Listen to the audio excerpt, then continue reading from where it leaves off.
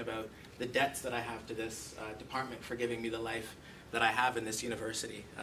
And I always relish the opportunity to say that again, because it really was a very important part of my life, the 4 years that I spent here.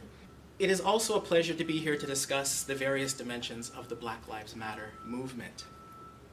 Like many of the fine talks that will be presented at this conference, I want to emphasize the importance of thinking through history, more precisely, the relationship between the past and the present, when coming to grips with this explosive and important movement. In their manifesto, the founders of the Black Lives Matter movement proclaim that theirs is, quote, an ideological and political intervention in a world where Black lives are systematically and intentionally targeted for demise. It is an affirmation of Black folks' contributions to this society, our humanity, and our resilience in the face of deadly oppression. End of quote. My central argument for this talk, quite simply, is that these words could have been written at any point during the past 400 years of Blackness in Canada. And they would have been relevant and resonant in every era of slavery and freedom. If slavery and its immediate afterlife was a condition that was framed by violence and its ever-present threat, its legacy haunts us still in the structural violence that frames the Black condition in modern-day Canada. And this structural violence both produces and is a product of the metronomic violence that permeates lived experiences of Black people, violence that is suffered on the body and on the psyche. The title of my talk is inspired by my good friend and cherished Queen's University colleague, Professor Catherine McKittrick. Catherine and I are part of a Queens-based critical race studies reading group where we delve deep into the race archive every month. During one of our sessions, Catherine remarked, and I'm paraphrasing, that much of the history that marked the experience of modernity in the Atlantic world, a modernity which is very much the product of Blackness, is the idea of the quote-unquote the changing same. This concept of the changing same comes to us through the work of Leroy Jones in his classic text, Blues People, a treatise on the Black experience in white America that was written in 1963. In this book, Jones famously wrote, "And rhythm and blues is new as well. It is contemporary, and it has changed, as jazz has remained the changing same." Baraka was referring to the ways in which free jazz embodied continuity and change, the past and the present. Baraka argued that, unlike the avant-garde music of the time that was played by white musicians, which was consciously and arbitrarily cacophonous, free jazz, which was rooted in the African-American tradition, was a little different in that it incorporated noise. It was, as one critic put it, rooted in the shouts of the Black church and the hollers of the field, sounds saturated with the history of slavery. Furthermore, from its inception to the present, ethnomusical sounds such as shouts, screams, and grunts have been associated with the Black musical tradition. In essence, the music is a contemporary way into the African-American history and tradition, into the ethnic identity, and through sound, into what Baraka has called the quote-unquote changing same, that cultural community that persists in changing forms, the present moment of the past. So I want to take up this idea of the changing same for thinking about the Black Lives Matter movement in Canada and the social conditions and the historical forces that gave birth to it as precisely this, a present moment of the past. Like the seemingly cacophonous jazz sounds that were once part of the quintessential expressions of the Black modern and all of the tensions and complexities that lay therein, the Black Lives Matter movement is simultaneously a deep historical archive of Black freedom struggle in North America that pivots on and moves through today's landscape of anti-Blackness. Today's landscape of anti-Blackness is rooted in the past, and it's built on its edifice. But it has taken on newer forms of expression and newer modes of deployment and circulation. So the story I want to tell today is that of the dance between what we historians call continuity and change, right? So the dance between continuity and change when examining historical and contemporary phenomena. In particular, I want to look at how Black time folds in on itself, with the past impinging upon the present, and with the present shaping the lens through which we view our past. Indeed, the Black Lives Matter movement, a movement started by 3 Black queer women in response to an epidemic of police murders of Black citizens in a number of cities across the US, is what I often think of as the 3rd iteration of the civil rights movement, and sits at the nexus of the past and the present, alerting us to the importance of history as a foundation for understanding today's movement, while nonetheless pointing to some of the limitations of history for grasping the possibilities of our future as Black peoples in a place where we are rooted, but decidedly do not belong. But what complicates the Canadian story is that one half of the tension, the past, has been obscured and even obliterated in national memory. Canadians, even some Black ones, are simply not cognizant of the sheer weight of anti-Black racism in this country. We might ask ourselves then, what are the possibilities for articulating historically based grievances for the recognition of Black humanity, when the country's founding narrative is one of benign discovery and settlement, punctuated by what Dion Brand has called a quote-unquote stupefying innocence around Canada's deep investment in territorial dispossession of First Peoples, colonization, slavery, and the creation of a racial state.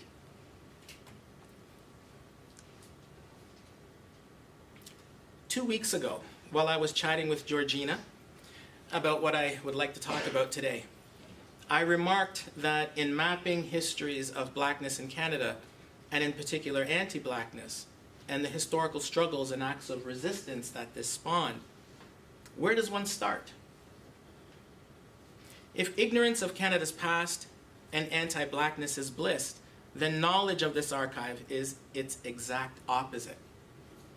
It engenders the sort of gut-wrenching sickness and sadness that I encountered when I frequently, this is me as a graduate student, when I frequently had to excuse myself from my table at the Library and Archives Canada or the Ontario Archives when I did the research for my first book.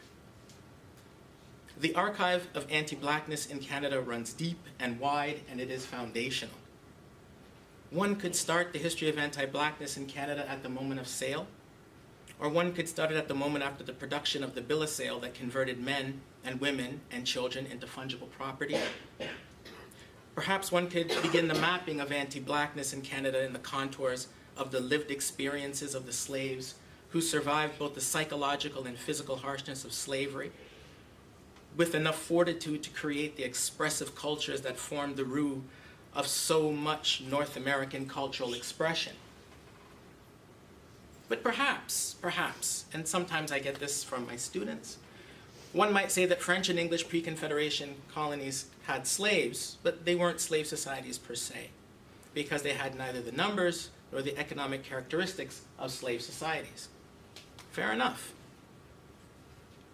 Perhaps then we can begin our historical mapping in the post-emancipation eras of Black Canadas, slavery's various afterlives in various parts of the northern hemisphere of this continent.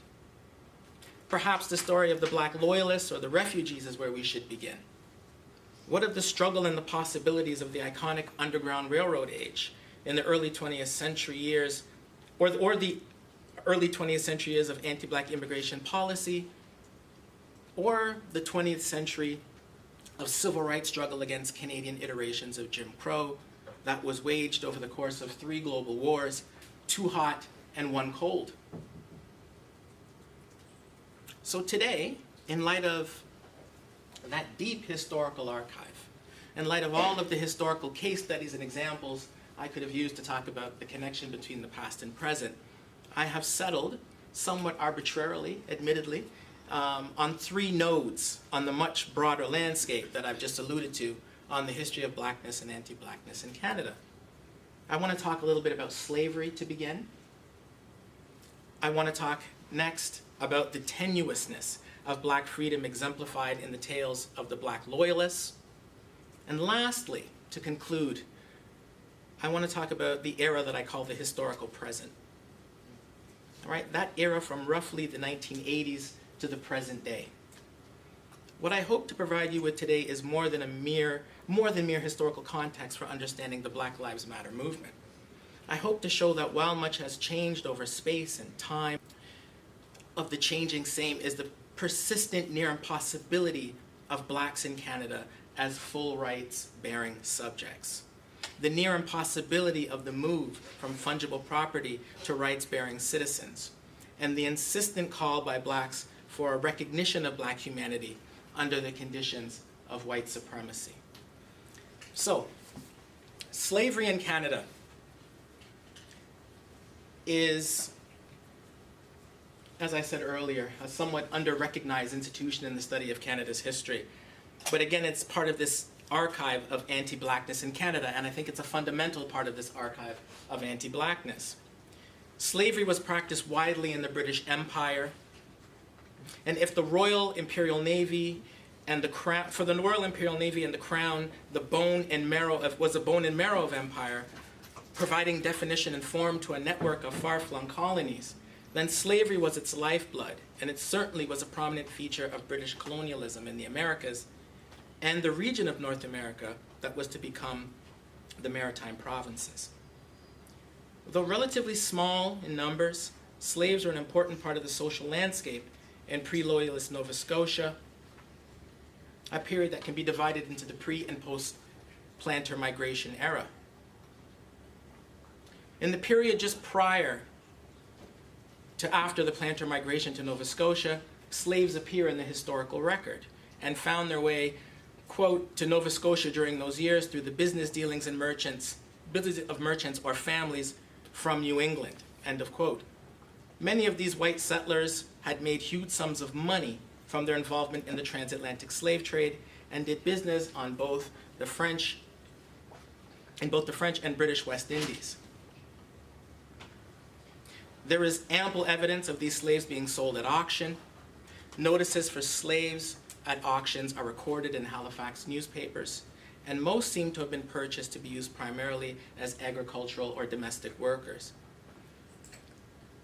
There were some slaves, nonetheless, who engaged in occupations that fell under the category of skilled laborers. The institution of slavery was similarly ubiquitous in Quebec. Indeed, one of the concessions that the British made to the French in the aftermath of the conquest was to allow them to retain the possession of their slaves. The economic and social institution of slavery had spread throughout the British Empire. It had become a vital part of its imperial fabric by the mid-18th century. In the early years after the conquest, then, the British government gave slavery indirect legal support with the 47th Article of Capitulation of Montreal. The same article in the definitive Treaty of Peace and George III's proclamation of October 7th, 1763, affirmed and supported the right of the French to hang on to the... So hope we may, by your goodness, succeed. Murray's missive has been widely quoted by scholars of slavery in early post-conquest Quebec in the British Empire for several reasons. It's demonstrative, firstly, of the importance of slavery and slave labor to the once again burgeoning colony. Although, like New France, Quebec was not a slave society, it was nonetheless a society where slaves occupied a position of marked importance. And secondly, it tells us something about early racial ideas about blacks in colonial Quebec. Murray's declaration that black slaves as natives of the torrid zone might be climactically unsuitable unless seasoned for the cold during their previous experiences is an early iteration of the idea that would have remarkable staying power in Canadian history in the era after slavery. Quote, that blacks were biologically unsuited for Canada's climate. Third, Murray's missive reveals much about contemporaries' attitudes towards black women. Attitudes that were common across parts of the Americas, which employed bonded labor. One historian notes that the communication to which Murray makes reference is surely sexual in nature and suggests a highly utilitarian model of the role black women were to play in his slave regime. Not simply were they to be workers, but black women seem to have been constructed as the objects of pleasure for black men. Murray's correspondence was thus an indication of how slavery's wide acceptance in the British Empire readily lent itself to its establishment in Britain's northern colonies on a solid customary foundation. While customary support for slavery in British North America was common, however, its legal support was a much more contested matter. Indirect support for slavery would prove to be typical in British North America. Unlike the French or the Spanish, slavery was never legally codified or sanctioned by the British. Though in many of its American colonies to the south, British law was received and adapted to provide explicit codified legal support and sanction for slavery. So Jamaica and the Carolinas would be two examples. In British North America, slavery was passively supported through the recognition of property rights, with, to the consternation of the slave-owning class, explicit legal support for the institution, particularly in the form of statute law. Laws made by colonial legislatures were virtually non-existent. There were two notable exceptions, however. So one of these exceptions comes from the province of Nova Scotia. In Nova Scotia, legislators attempted to pass statutes to give the institution of slavery legal recognition on several occasions in the late 18th and early 19th century. In 1762, Nova Scotia's Assembly did pass a bill, the Inholders Act, that gave slavery express statutory recognition and made illegal the sale of, quote, alcoholic beverages to slaves, soldiers, servants, apprentices, indentured servants, and Negro slaves.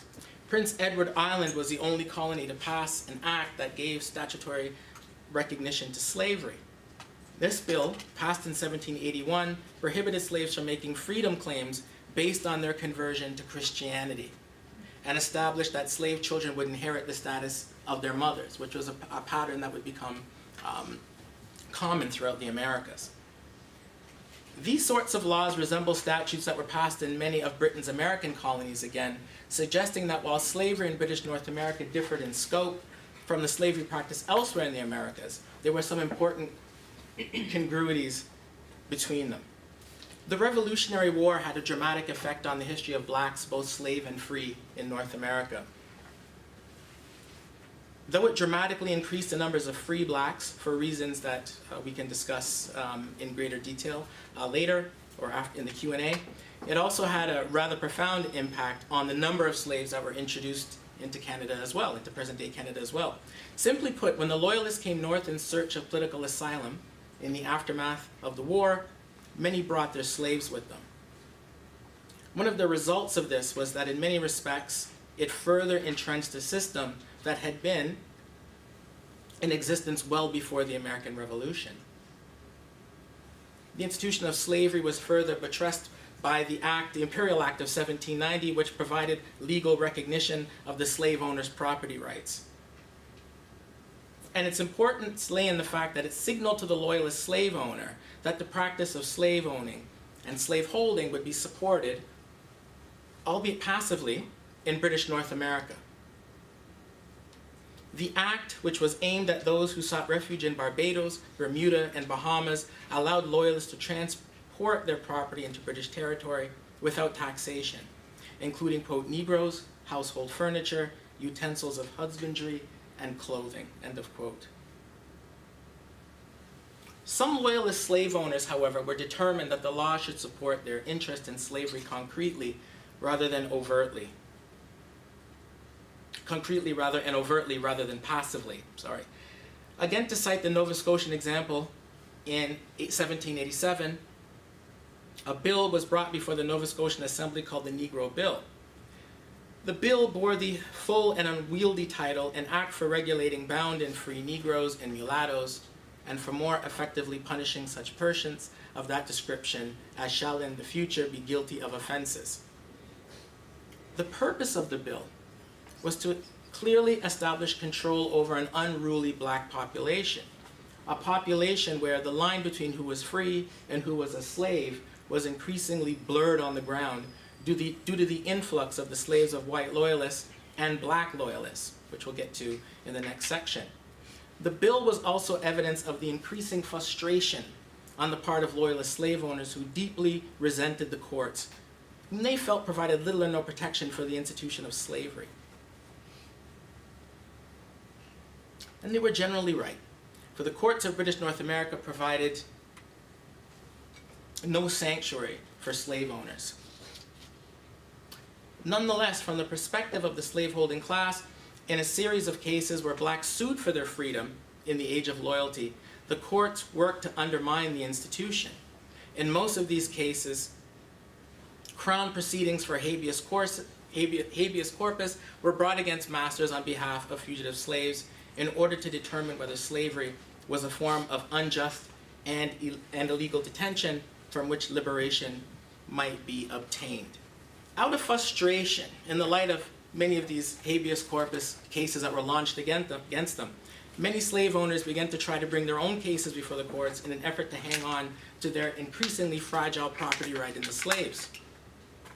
Slave owners began to bring actions of trover, the legal term for the recovery of a person's property or value that another unlawfully derived from the use of that property.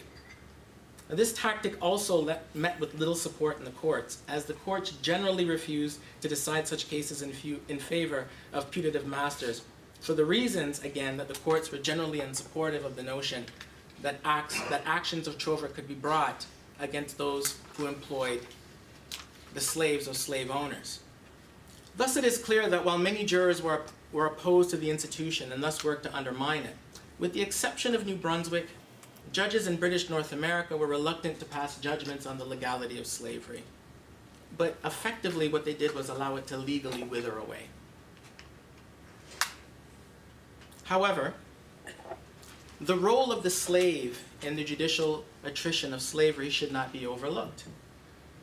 In the 1920s, a well-known judge and scholar of Black Canadian history made this error when he noted, "In Nova Scotia, there was no decision that slavery did not exist. Indeed, the course of procedure presupposed that it did exist, but the courts were astute to find means of making it all but impossible for the alleged masters to succeed, and slavery disappeared accordingly." His assessment of the astuteness of the court in cases where blacks went before them to sue for their freedom is open to debate, but it fails to take the role and perspective of the slaves into account in two ways. First, enslaved peoples themselves exercise agency by bringing these freedom suits to courts with the help of their white representatives and interlocutors, and exercised a great deal of agency in doing so. Second, the court's unwillingness to, quote, make law by declaring slavery illegal. The court's emancipationist rather than abolitionist stance must have seemed like weak medicine against the ills of slavery to those who were in chains. In Lower Canada and Upper Canada, the court similarly worked to undermine slavery by incrementally snuffing out the property rights of owners by placing the burden of proof on owners rather than slaves. Rather than getting rid of the institution by legislative fiat, rather than getting rid of the institution by a stroke of the pen. Even in Upper Canada, those whose legislature passed a law for the eradication of slavery, the thrust of the law, an attempt to recognize the concerns and the property rights of slave owners in the legislature, called for gradual emancipation rather than its immediate demise. Right? Those who were slaves at the time of the passing of the bill would remain slaves forever. Manumission was discouraged, and thus any master who decided to free his slaves had to ensure that they did not become public charges. Indenture was limited to a 9-year term, and the importation of new slaves was prohibited under the Act. Children born to slaves under the age of 25 were to be freed, and finally those born after the passage of the Act were to be freed at the age of 25. The next part of the lecture, I'm going to talk about the story of the Black Loyalists. And I think the Black Loyalists are important because they demonstrate the fragility of black freedom, right? And the fragility of black freedom that endures to this day. The Black Loyalists represented the challenges and the possibilities of the age of loyalty. On the one hand, the story of the Black Loyalists was, in the words of George Eliot Clark, epitomized by the image of, quote, steel wool water scouring the dull rocks of Bonnie Bonnie, Nova Scotia. On the other hand, the saga of the Black Loyalists in Nova Scotia, in the words of one historian, was the epitome of a freedom laboratory. The Black Loyalist story was an experiment in black freedom that predated the general emancipation of slavery in the British Empire by 50 years and the abolition of slaves in the United States by over 80 years. Historian James Walker, one of the foremost experts on the history of the Black Loyalists in Nova Scotia, has argued that the Black Loyalists hold a central place in the history of the Atlantic world. The Black Loyalists, says Walker, originated as a group in the collapse of the old British Empire. They participated in the establishment of a new one in North America, and later were fundamental to the institution of a unique colonial enterprise in Africa. Thus, the key to understanding the Loyalists is to recognize their role at the center of historical change and as architects of their own freedom rather than passive recipients of freedom. So who were the Black Loyalists? Right? Again, as I said, the story of the Black Loyalists begins with the American Revolution. And it comes out of two pivotal events, both initiated by the British, which had important implications for blacks. In 1775, Lord Dunmore, the governor of Virginia, declared martial law in his colony and found himself in the desperate position of having to search for reinforcements as he was in the midst of a terrible war of attrition with the rebels, compatriots, who were fighting for an independent country and succession from the British Empire. So what Dunmore did was something that the British replicated in 1812. Dunmore declares, all indentured servants, Negroes or others, appertaining to rebels, that are able and willing to bear arms, may join His Majesty's troops as soon as may be, for more speedily reducing the colony to a proper sense of duty to His Majesty's crown and dignity. So essentially, he invites blacks to abscond from British lines and join the war effort against the American colonists. Within a week of the Dunmore proclamation, 300 black men decide to bear arms against their former masters in a military outfit that would be named the Ethiopian Regiment. And the success of this tactic as a recruiting device was immediately evident to both sides in the struggle. Right? And a precedent had been set which aligned the Loyalist cause with the personal aspirations of the 20% of the black colonial population. The Americans viewed Dunmore as one of their most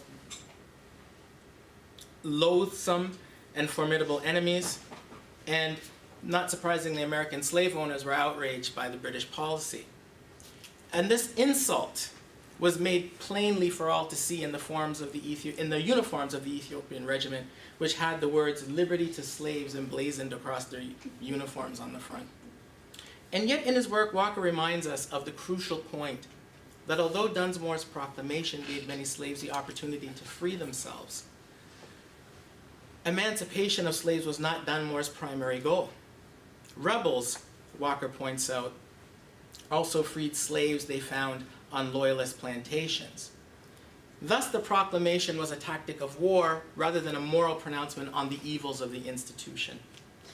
The amoral aspects of this policy is also the reason that the British never adequately prepared for those blacks who chose to respond to the opportunity that the British presented to them. In 1779, the British Commander-in-Chief Henry Clinton issues the Phillipsburg Proclamation, which turns the trickle of freedom that was offered by the Dunmore Proclamation into a veritable flood. Before this time, only blacks who were willing or capable of military service were accepted as refugees, and the Phillipsburg Proclamation opens this up to a much wider group. Right? And about 1/5 of slaves, or approximately 100,000 by some estimates, an astonishingly high number, decide to strike out and abscond to British lines. They swam, they hiked, they stowed away in boats and wagons, while others waited for the presence of redcoats taking refuge in Loyalist strongholds, such as Charleston or Savannah. Unfortunately, for some of the these blacks that absconded to British lines, some of them were taken as spoils of war. Right? They were essentially taken by the British and made to perform the same sorts of duties they had performed as slaves. The last little bit I want to talk about here with the Loyalists was what transpires after 1782. During this time, the war is winding down. The British are no longer willing to commit the resources to hanging on to their American colonies and decide to prepare to set the conditions for the ensuing peace and the independence of her former colonies.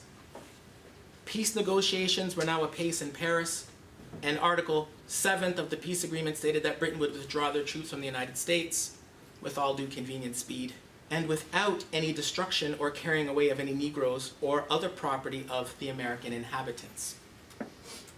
So this is a time that becomes a source of some controversy. During this time, during the peace negotiations, George Washington of the Americans and Sir Guy Carleton of the British are facing off against each other, trying to finalize the terms of British withdrawal from the United States.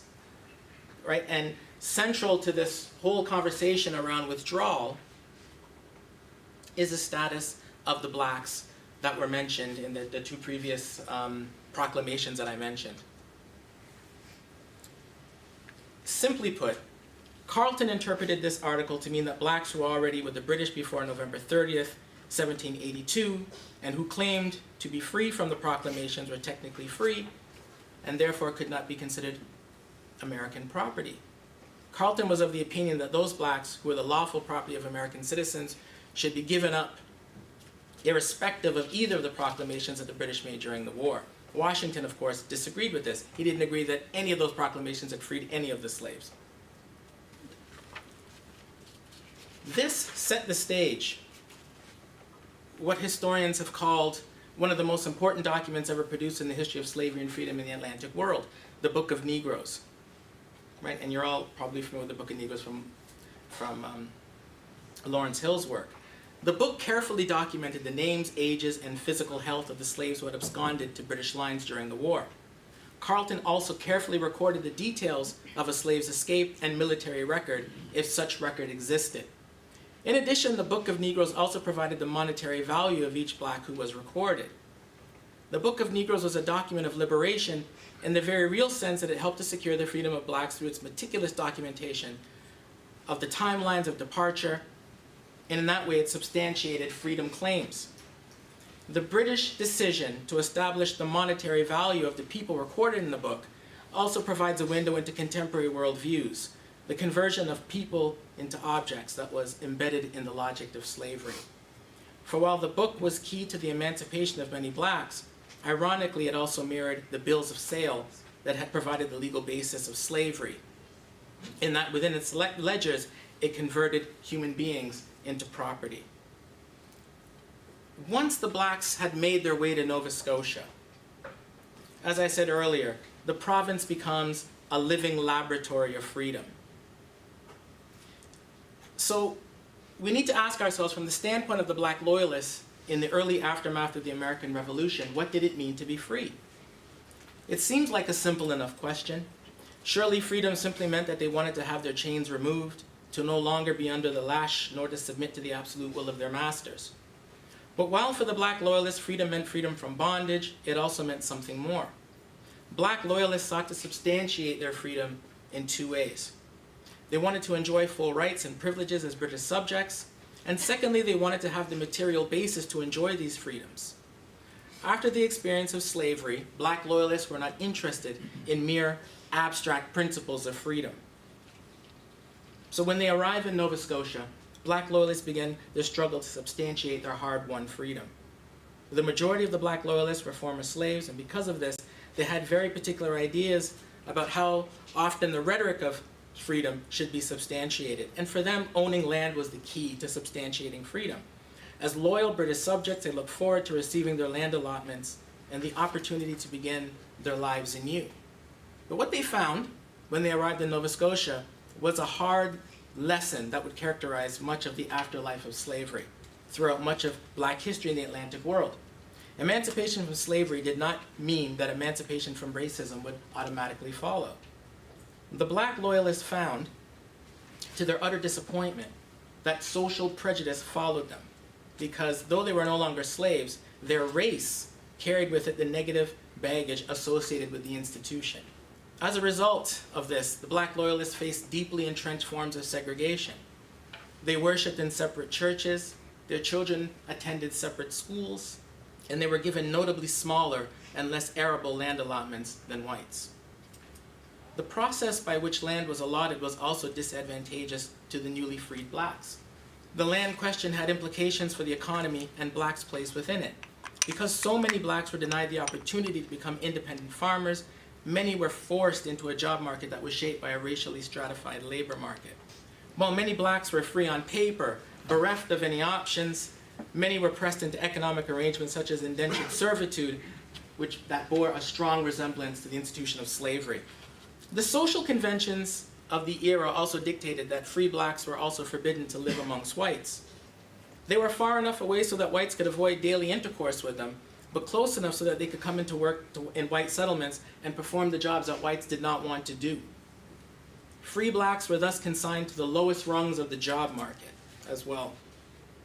While most whites settled in white communities such as Halifax, blacks were forced to live in neighboring towns such as Birchtown and Shelburne. And Shelburne was the site of pre-Confederation Canada's first known race riot in 1783, when white loyalists, frustrated by the economic competition posed by cheap black loyalist labor during a time of economic scarcity, descended upon Shelburne and rocked it with an orgy of violence that lasted for 10 days. It stands as one of the most violent racial incidents in Canadian history, a country where the history of racial violence has often been obscured or erased from the historical record. By 1790, the black loyalists, mired in the lowest strata of Nova Scotian society, began to look elsewhere for their elusive freedom and its physical embodiment, a plot of land of their own. For the black loyalists, freedom was tied to land ownership, land they could work when they wanted to reap the benefits from the soil. The British West African colony of Sierra Leone presented just such an opportunity for a select number of black loyalists. It was an opportunity that was open only to those who could show evidence of good character, many of whom were amongst the elite of the colony. Evidence of this good character had to be procured from sympathetic whites, many of whom were rather paternalistically reluctant to see their best blacks make the journey across the Atlantic. In 1793, they were joined by former black sailors who were no longer in military service, the Black Poor in London, who were former slaves, and the Maroons of Jamaica, who had become settled by 1803. This story of the tenuousness of black freedom, living in that middle ground between slavery and freedom, the black resistance and struggle against their conditions of their degradation, was to follow after the War of 1812 with the story of the black refugees. And we can talk a little bit more about the black refugees issue if you wish during the Q&A, but the stories of the refugees and the loyalists are remarkably similar in almost all of their particulars.